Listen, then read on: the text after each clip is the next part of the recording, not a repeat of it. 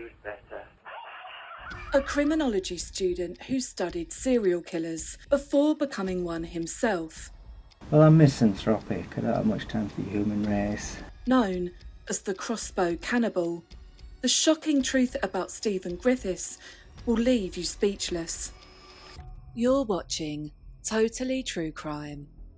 Stephen Sean Griffiths was born on Christmas Eve in 1969. He was born in Yorkshire, England, in the north of the country. His father worked in sales, and they had an average home, which he lived in with his two younger siblings. His mother and father divorced when Stephen was 13 years old. There were reports that said when his mother became single, she would often be seen with men having sex in their front garden. Neighbours said that she didn't seem to care if anyone was watching, including her own children. His mother also had criminal charges against her for claiming benefits that she wasn't entitled to over a 3-year period. Despite this, she managed to send Stephen to a private school. Stephen was a gifted student and highly intelligent, but there was a much darker side to him.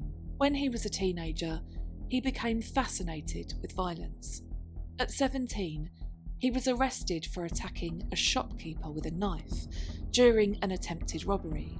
He slashed him across the face, and he was sent to a young offenders institute.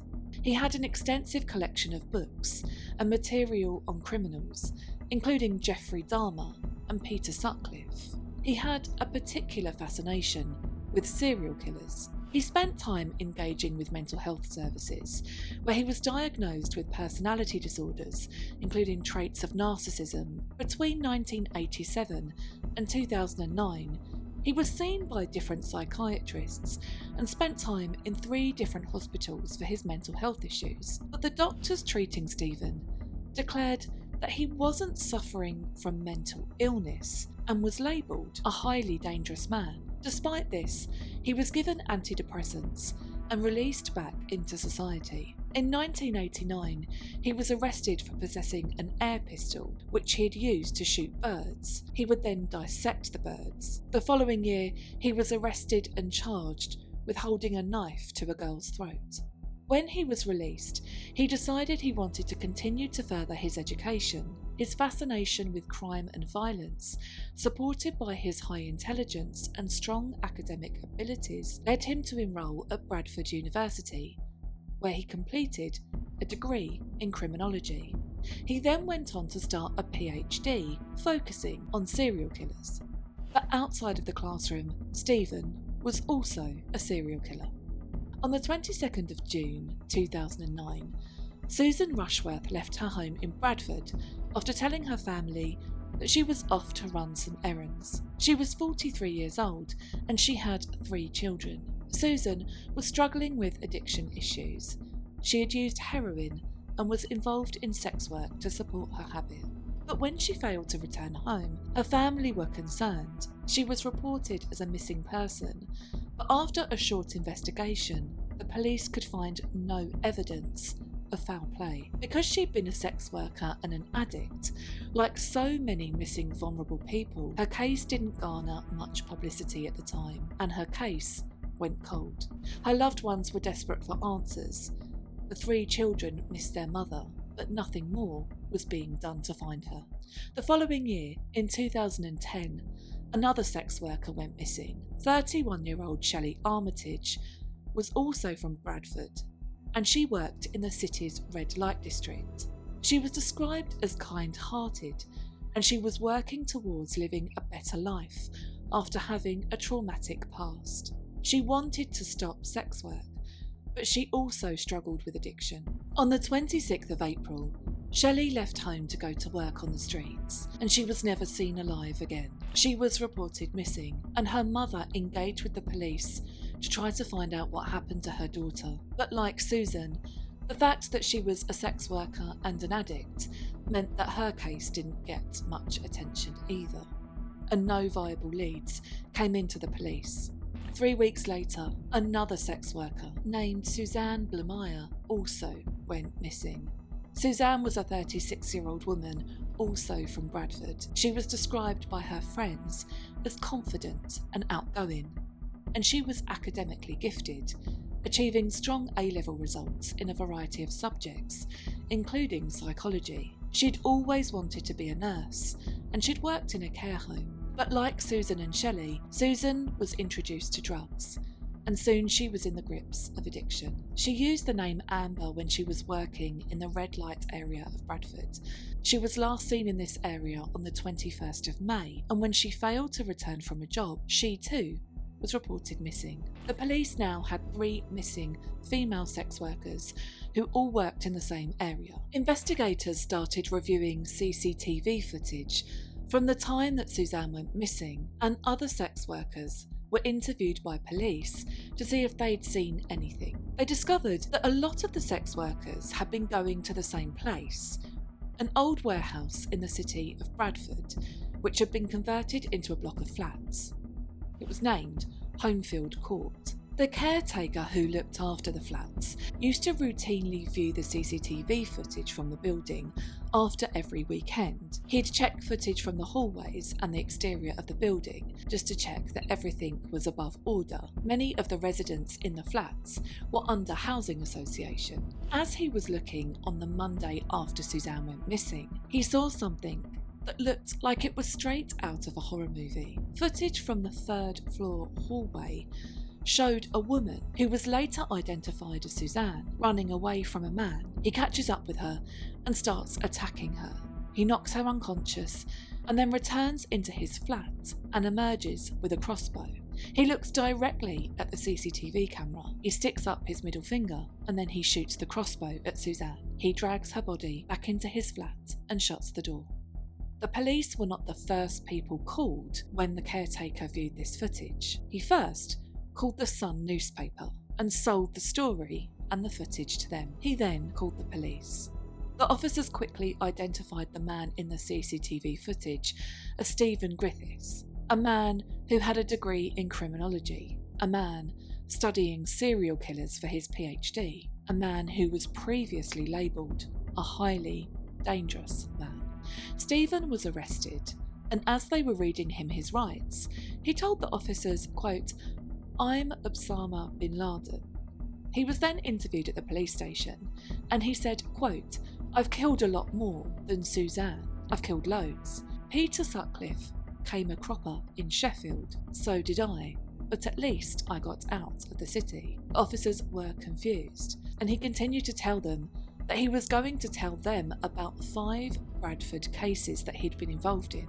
It was then that they realised they'd just arrested a serial killer. Stephen was put into an interrogation room. At this point, he hadn't and wouldn't tell the officers where he put the bodies of his victims. The officers then tell him that they've noticed that he's tried to set things on fire in his flat. He tells them he did it to get rid of DNA. What were you setting things on fire for? Well, to destroy DNA, but like I say, in such a reckless, crazy manner. I can't believe, mind you, I don't know, I think, like I said, caretaker perhaps had other things on his mind, but otherwise I can't believe, with the smoke that must have been billowing out of the windows. Although I did keep them shut for a while as well, so that's why I got a lot of soot all over me, and eventually I got a breathing mask on. But So, how would you know that the fire destroys DNA? well, to be perfectly honest, that was something I always kept meaning to check up on the internet, but it was just an assumption that, well, certainly I think the principle I operated on was, well, it certainly isn't going to enhance the quality of the evidence. Crime scene photos from Stephen's flat showed 2 crossbows on top of his sofa, with a pack of bolts next to them. There were bottles of bleach and air freshener, and over 15 large black holdalls, suitcases and backpacks piled on top of each other. A small bookshelf was home to a variety of books that included titles like Strange Inhumane Deaths, Children Who Kill, Hangmen of England, and Murder in Mind. He also had a collection of horror and slasher movies. On one of his walls, there was a picture of him at his graduation, alongside a map of Bradford.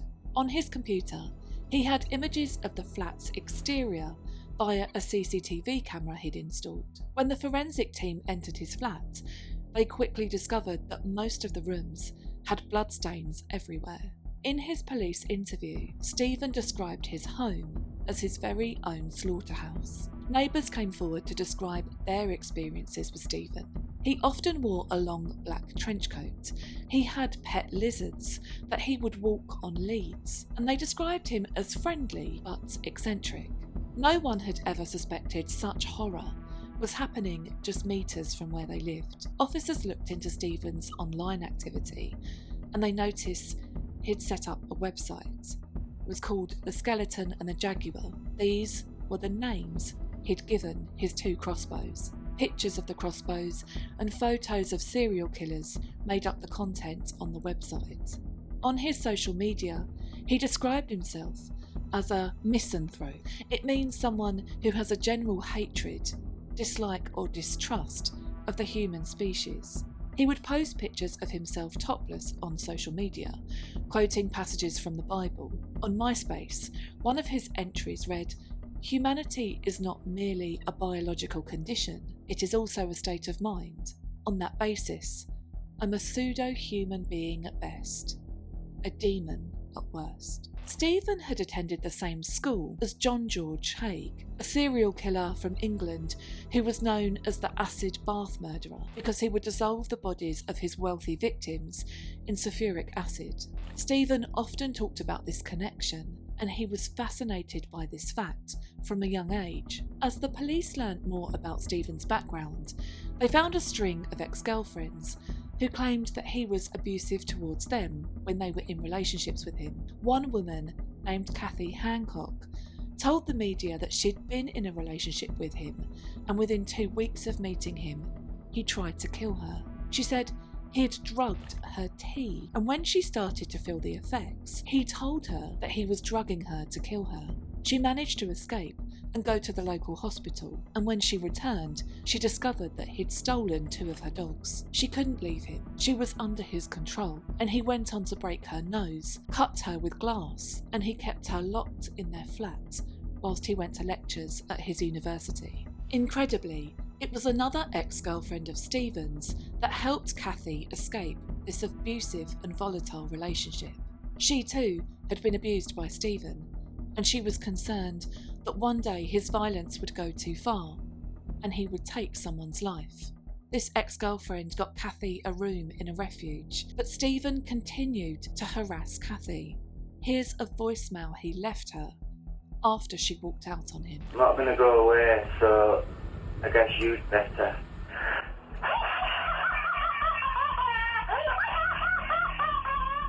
On one occasion, Stephen called Kathy to confess that he had drugged and injured a dog. He begged her not to tell anyone. Other girlfriends have said that they always felt that he wanted to be famous. Stephen confessed to killing Suzanne Rushworth and dismembering her body before putting her body parts in the River Aire. He did the same to Shelley Armitage and to Suzanne Blamires. He also claimed that he had eaten parts of his victims' bodies, and he declared himself the Crossbow Cannibal. He had also filmed the women in his flat. One of them was filmed tied up and lifeless in his home. In his initial interview, he did indicate that he'd killed between 5 and 6 women in total, though he was only charged for 3 of them after he stopped talking halfway through his interview. He failed to give any details regarding any other victims that he was responsible for killing, and the investigation had to stop. The River Aire was searched in an attempt to find his victims' remains. His latest victim, Suzanne, was found dismembered in the river.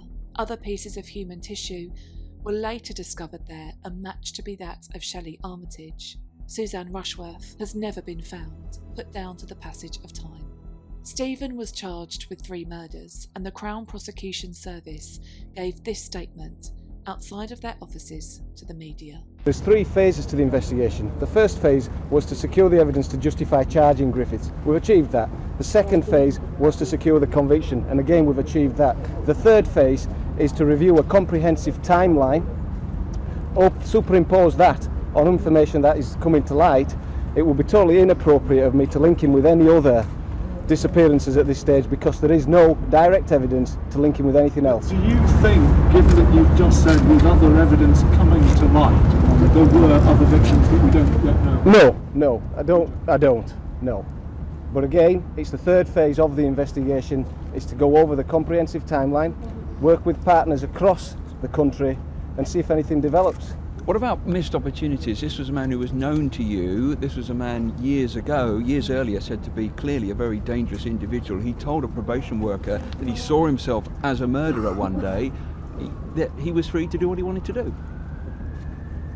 Stephen Griffiths says his antecedents are very well documented, and again, it would be inappropriate of me and unprofessional to start talking about missed opportunities. Focusing on this investigation, I speak with the utmost confidence there have been no missed opportunities. Will you be speaking to him about other possible crimes? Again, I go back to the third phase of the investigation. It is our intention to approach Griffiths, but he is an individual who likes to control the situation. Shortly after being charged, Stephen cut himself with glass whilst he was on remand in Wakefield Prison, and there were concerns that he would continue to try to end his life, so he was placed on suicide watch. Stephen pled guilty to the 3 murders he had confessed to. In November 2010, Judge Justice Openshaw sat at Leeds Crown Court and ordered Stephen Griffiths to serve a whole life order, meaning he will never be released from prison and will die behind bars. It was revealed that the police had been suspicious and concerned about Stephen for over 2 years prior to his arrest. He had previously told his probation officer that he had a fascination with mass murder. His officer had alerted the police, and the officers had seized weapons from Stephen, including hunting knives and another crossbow. He had been caught reading a book on human dismemberment by librarians, and they had reported his strange behaviour and choice of reading material to the police and the managers of his flats. Housing association staff were given panic alarms because they were concerned about Stephen's potential to become violent. Female members of staff were told not to talk to him when they were alone. The police later said that they didn't have a strong enough case to issue an antisocial behaviour order, which would have meant they would have been able to keep a closer eye on him. The staff who managed the flats that Stephen lived in were so concerned about him that they kept a log of his activity, and they invested in better CCTV cameras to keep an eye on him. This purchase would turn out to be the thing that stopped his killing spree. Since he has been in prison, Stephen has never shown any remorse for his actions. He stopped engaging with his legal team, and during his time in prison, he's been on several hunger strikes, sometimes not eating for months at a time, though he consumes enough liquid to keep him alive. He has attempted suicide in prison on more than one occasion, and he's also been attacked by other inmates, including by one man who was housed on the same wing as Stephen, a man who was a friend of one of his victims. But the biggest question that hangs over this case is, were there more victims? 19-year-old Rebecca Hall was found dead in an alleyway in Bradford in April 2001. She had also been a sex worker in the city, and to this day, her killer has never been found. Stephen Griffiths remains in prison. He's now 55 years old. Thank you for watching. If you found this video interesting, please like and subscribe for more videos like this. You're watching Totally True Crime.